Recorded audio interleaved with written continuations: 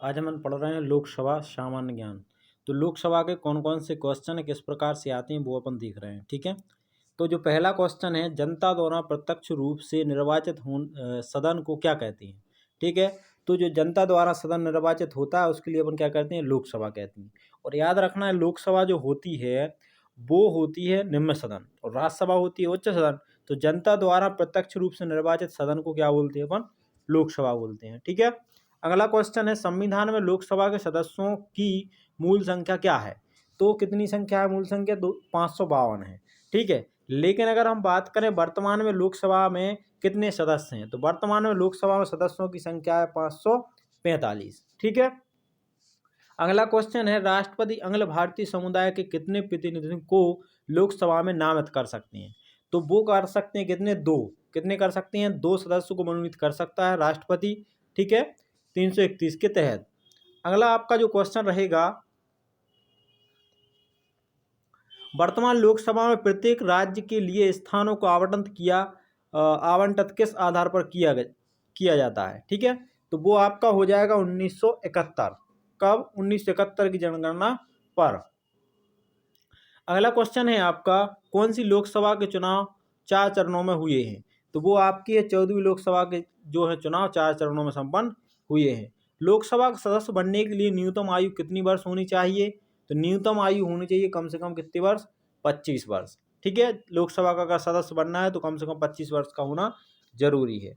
अगला क्वेश्चन है, कौन सा राज्य सबसे अधिक प्रतिनिधि लोकसभा को भेजता है।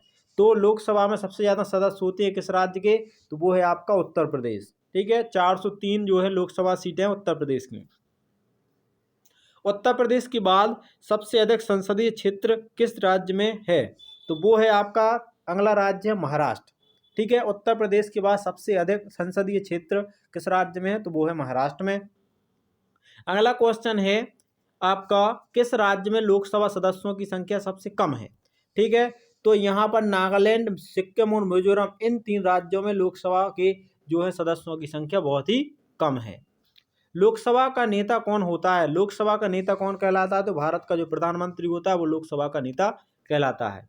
ठीक है, अगला क्वेश्चन है, भूतपूर्व सांसद संसदीय को पेंशन व्यवस्था कब लागू की गई थी। ठीक है, तो कब की गई थी, 1976 से की गई थी। भूतपूर्व सांसद सदस्यों को पेंशन व्यवस्था कब लागू की गई थी, तो 1976। लोकसभा में कम से कम कितने सत्र जरूरी होते हैं, तो कम से कम कितने सत्र, 2 सत्र होना जरूरी है, जो कि 6 माह से ज़्यादा का अंतर नहीं होना चाहिए। ये चीज़ आपको पता होना चाहिए कि लोकसभा का जो है सत्र साल में 2 बार होता है और 6 महीने से ज़्यादा अंतर नहीं होना चाहिए। लोकसभा को भंग कर सकता है, लोकसभा को भंग कर सकता है राष्ट्रपति किसके कहने पर, प्रधानमंत्री की सलाह पर। और आर्टिकल जो लगता है वो लगता है 85। आर्टिकल 85 के तहत लोकसभा भंग हो सकती है, राष्ट्रपति कर देगा लेकिन प्रधानमंत्री की सलाह पर। अगला है, वित्तीय बिल कहाँ पास हो सकते हैं। वित्तीय बिल कहाँ पास होते हैं, तो वित्तीय बिल पास होते हैं लोकसभा में। कहाँ पर होते हैं, लोकसभा में वित्तीय बिल पास होते हैं। अविश्वास प्रस्ताव किस सदन में लाया जाता है, अविश्वास जो प्रस्ताव किस सदन में लाया जाता है, तो लोकसभा में लाया जाता है। ठीक है, अगला क्वेश्चन है, बजट किसके द्वारा पारित किया जा सकता है। तो बजट है जो किसके द्वारा पारित किया जा सकता है, वो है आपकी लोकसभा। लोकसभा क्या करती है, बजट पास करती है। अगला क्वेश्चन है, लोकसभा के सदस्यों की निर्योग्यताओं से संबंधित प्रश्नों का निर्णय कौन करता है। ठीक है, तो वो करता है आपका लोकसभा अध्यक्ष। निर्योग्यताओं का मतलब ये है कि उनमें क्या योग्यता है, क्या सदस्य बनने की योग्यता है, उनसे संबंधित प्रश्नों का निर्णय कौन करेगा, तो लोकसभा अध्यक्ष ही करेगा। ठीक है, अगला है, अस्थायी लोकसभा अध्यक्ष कौन कौन कहे जाते हैं। तो क्या होता है कि जब लोकसभा का जो स्थायी अध्यक्ष होता है वो अगर ना हो और कार्यभार के रूप में अगर उसको बिठा दिया जाए, ठीक है, तो उसको अपन क्या बोलते हैं, उसको बोलते हैं प्रोटेम स्पीकर। कौन बोलते हैं, प्रोटेम स्पीकर कहा जाता है। प्रोटेम स्पीकर की नियुक्ति कौन करता है, तो वो करते हैं आपके राष्ट्रपति जी करते हैं। प्रोटेम स्पीकर की नियुक्ति कौन करता है, तो राष्ट्रपति करता है। ये चीज याद रखना, ये जो बैठे होते हैं अध्यक्ष, ये होते हैं अस्थायी। ठीक है, अगला क्वेश्चन है आपका, कितने दिनों तक अनुपस्थित रहने पर लोकसभा के सदस्य की सदस्यता समाप्त हो जाती है। अगर आप लोकसभा में 2 माह से अधिक नहीं आ रहे हैं तो आपकी जो है लोकसभा की सदस्यता क्या हो जाएगी, समाप्त हो जाएगी। लगभग 3 महीने तक चल सकता है। ठीक है, किस विधेयक को केवल लोकसभा ही पारित करती है? तो वो आपकी है धन विधेयक। धन विधेयक को केवल लोकसभा ही पारित कर सकती है।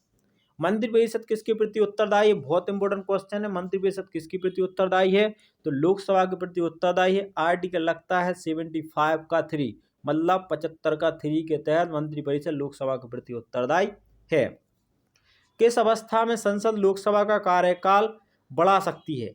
तो आपातकालीन की स्थिति में लोकसभा का कार्यकाल बढ़ सकता है। वैसे लोकसभा का कार्यकाल 5 साल का होता है, और अगर आपातकालीन आ जाती है तो लोकसभा का कार्य 5 से ज़्यादा का भी हो सकता है। ठीक है। संसद एक बार में लोकसभा के कार्यकाल में कितने समय के लिए वृद्धि कर सकता है? ठीक है, तो वो कर सकता है पहले लिए 1 वर्ष के लिए। उनको क्या करना होगा? पहले 1 वर्ष के लिए वृद्धि करनी होगी, फिर आगे वर्ष की, फिर अगले वर्ष की वृद्धि करेंगे। ऐसा नहीं होगा सीधे 2 साल के लिए वृद्धि कर दें। ठीक है। अगला क्वेश्चन है, किस वर्ष लोकसभा का कार्यकाल एक एक करके 2 बार बढ़ाया गया है? तो 1976 में। कब बढ़ाया गया था? 1976 में लोकसभा का कार्यकाल जो है एक एक वर्ष करके 2 बार बढ़ाया गया था। राजनीतिक शब्दावली में शून्यकाल का अर्थ क्या होता है? शून्यकाल का अर्थ होता है प्रश्नोत्तर सत्र, मतलब प्रश्नोत्तर सत्र जो चल रहा है। यदि कोई व्यक्ति राज्यसभा का सदस्य है तो क्या वह लोकसभा में अपना वक्तव्य दे सकता है? हाँ, दे सकता है। क्यों नहीं दे सकता है भाई? दे सकता है। लोकसभा अध्यक्ष का चुनाव कौन कौन करता है? तो लोकसभा अध्यक्ष का चुनाव करते हैं लोकसभा के सदस्य। क्या करते हैं? लोकसभा के सारे सदस्य लोकसभा के अध्यक्ष का जो है चुनाव करते हैं। ठीक है। लोकसभा का अस्थायी अध्यक्ष कौन नियुक्त करता है? ये चीज आपको याद रखनी होगी। लोकसभा का अस्थायी सदस्य नियुक्त करता है कौन? तो वो करता है राष्ट्रपति, क्योंकि वो होता है प्रोटेम स्पीकर। ठीक है। अगला है, लोकसभा अध्यक्ष अपना त्यागपत्र किसे देता है? तो लोकसभा अध्यक्ष अपना त्यागपत्र देगा लोकसभा के उपाध्यक्ष को, ना कि राष्ट्रपति को। ये राष्ट्रपति को अपना त्यागपत्र नहीं देता है। लोकसभा का अध्यक्ष हमेशा लोकसभा के उपाध्यक्ष को ही अपना त्यागपत्र देता है। निर्णायक मत देने का अधिकार किसको है? निर्णायक मत देने का अधिकार है लोकसभा के अध्यक्ष को। अगर ऐसा हो जाए कि मान लीजिए कोई ऐसा वो आ जाए, या कह सकते हैं एक्ट आ जाए, या कोई बिल आ जाए कि उसमें 100 मत डला है, ठीक है, मतलब जैसे पार्टनरशिप हो गई कि भाई 100 मत विरोधी पार्टी के हैं, 100 मत इस पार्टी के हैं, तो इसमें क्या करेंगे? तो आप एक निर्णायक मत तो देना पड़ेगा। तो निर्णायक मत देने के लिए कौन जो है दे सकता है? तो वो लोकसभा का अध्यक्ष दे सकता है। लोकसभा का सचिवालय किससे नियंत्रित होता है? लोकसभा का सचिवालय किससे नियंत्रित होता है? तो वो है आपका लोकसभा अध्यक्ष। अगला है, भारत के प्रथम लोकसभा अध्यक्ष कौन है? तो जीवी मालविंकर। भारत के पहले लोकसभा अध्यक्ष हैं जीवी मालविंकर। भारतीय संसद के दोनों सदनों की संयुक्त अधिवेशन की अध्यक्षता कौन करता है? ठीक है, तो याद रखना, देखो भारतीय संसद के दोनों सदनों की संयुक्त अधिवेशन की अध्यक्षता तो करता है लोकसभा अध्यक्ष, लेकिन उनको बुला कौन सकता है? तो संयुक्त अधिवेशन बुला सकता है राष्ट्रपति, लेकिन अध्यक्षता करेगा तो कौन करेगा? वो करेगा लोकसभा का अध्यक्ष। लोकसभा में किसी विधेयक को धन विधेयक के रूप में कौन प्रमाणित करता है? तो लोकसभा में कोई जब विधेयक पारित होता है तो वो धन विधेयक है कि वित्त विधेयक है, तो इसका पूरा है जो प्रमाणित कौन करेगा? लोकसभा का अध्यक्ष ही करेगा। ठीक है। अगला है, किस समिति का पदेन अध्यक्ष लोकसभा का अध्यक्ष होता है? तो जो होती है नियम समिति, उनके पदेन अध्यक्ष लोकसभा के अध्यक्ष होते हैं। लोकसभा महासचिव की नियुक्ति कौन करता है? तो लोकसभा महासचिव की नियुक्ति करता है लोकसभा का स्पीकर। ठीक है, मतलब लोकसभा का अध्यक्ष ही करता है महासचिव की नियुक्ति। ठीक है। अगला है, कोई स्पीकर के खिलाफ अविश्वास प्रस्ताव लाया गया है? तो वो लाए गए थे किनके पक्ष में? के.एस. हेगड़े। के.एस. हेगड़े जो हैं जिनको अविश्वास प्रस्ताव लाया गया था, जो स्पीकर थे, और उन पर अविश्वास प्रस्ताव लगाया गया था। लोकसभा का जनक किसे माना जाता है? तो लोकसभा का जनक माना जाता है जीवी मालविंकर को। किन्हें माना जाता है? जीवी मालविंकर को। ठीक है। लोकसभा के प्रथम उपाध्यक्ष कौन बनाए गए थे? तो लोकसभा के प्रथम उपाध्यक्ष बनाए गए थे अनंत संयनंतम अपंगर। ठीक है। अगले हैं, किस लोकसभा अध्यक्ष का कार्यकाल सबसे लंबा रहा है? तो सबसे ज्यादा लंबा कार्यकाल रहा है, ठीक है, तो वो है बलराम जागड़। बलराम जागड़ का है कार्यकाल सबसे लंबा रहा है लोकसभा में। ठीक है। लोकसभा के अध्यक्ष एवं उपाध्यक्ष की अनुपस्थितियों में लोकसभा की अध्यक्षता कौन करता है? तो वो करते हैं लोकसभा का वरिष्ठतम सदस्य। ठीक है। अगला है, राष्ट्रमंडल अध्यक्षों के सम्मेलन का पदेन महासचिव कौन होता है? तो राष्ट्रमंडल अध्यक्षों के सम्मेलन का पदेन महासचिव कौन होता है? तो वो होता है आपका लोकसभा का कौन होता है? महासचिव। ठीक। अगला है, भारत के लोकसभा अध्यक्ष किस देश के हाउस ऑफ कॉमन्स के अध्यक्ष की तरह होते हैं? तो वो हैं इंग्लैंड की तरह। अपने यहाँ के जो भारत के लोकसभा अध्यक्ष हैं उनकी जो है अपन कह सकते हैं तुलना की जाती है, तो इंग्लैंड के जो होते हैं हाउस ऑफ कॉमन्स के अध्यक्ष, उन्हीं की तरह इनकी जो है तुलना की जाती है। लोकसभा का सचिवालय किसके प्रत्यक्ष पर्यवेक्षण एवं नियंत्रण का कार्य करता है? तो वो सारा कार्य करता है लोकसभा के अध्यक्ष के प्रत्यक्ष। ठीक है। भारत की प्रथम महिला लोकसभा अध्यक्ष कौन थी? तो भारत की प्रथम महिला लोकसभा अध्यक्ष थी मीरा कुमार। ठीक है।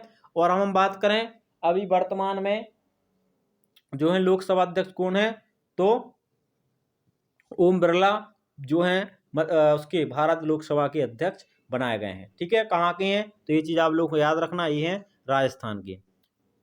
बस ये आपके क्या थे, इंपोर्टेंट कुछ क्वेश्चन थे लोकसभा से संबंधित।